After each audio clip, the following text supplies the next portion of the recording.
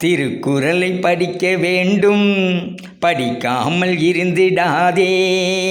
திருக்குறளை படிக்க வேண்டும், படிக்காமல் இருந்திடாதே. அதை தினமும் படிக்க வேண்டும், நீதான் படிக்க மறந்திடாதே. அதை தினமும் படிக்க வேண்டும், நீதான் படிக்க மறந்திடாதே. திருக்குறளை படிக்க வேண்டும், படிக்காமல் இருந்திடாதே.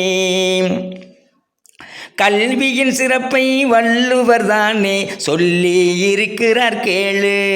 40வது அதிகாரத்தை படித்து நீதான் பாரு.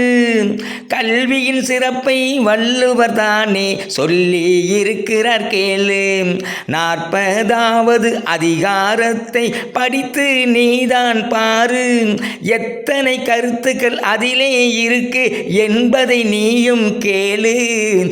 எத்தனை கருத்துக்கள் அதிலே இருக்கு என்பதை நீயும் கேளு. தொட்டனை தூறும் மணற்கேணி மாந்தர்க்கு கற்றனை தூறும் அறிவு. திருக்குறளை படிக்க வேண்டும், படிக்காமல் இருந்திடாதே. வானில் நீந்தும் நிலவில் நாளை பள்ளிக்கூடம் நடக்கும். காற்றில் ஏறி பயணம் செல்ல பாதை அங்கே இருக்கும். வானில் நீந்தும் நிலவில் நாளை பள்ளிக்கூடம் நடக்கும். காற்றில் ஏறி பயணம் செல்ல பாதை அங்கே இருக்கும். எங்கும் வாழும் மழலை செல்வம் ஒன்றாய் குறளை படிக்கும். எங்கும் வாழும் மழலை செல்வம் ஒன்றாய் குறளை படிக்கும்.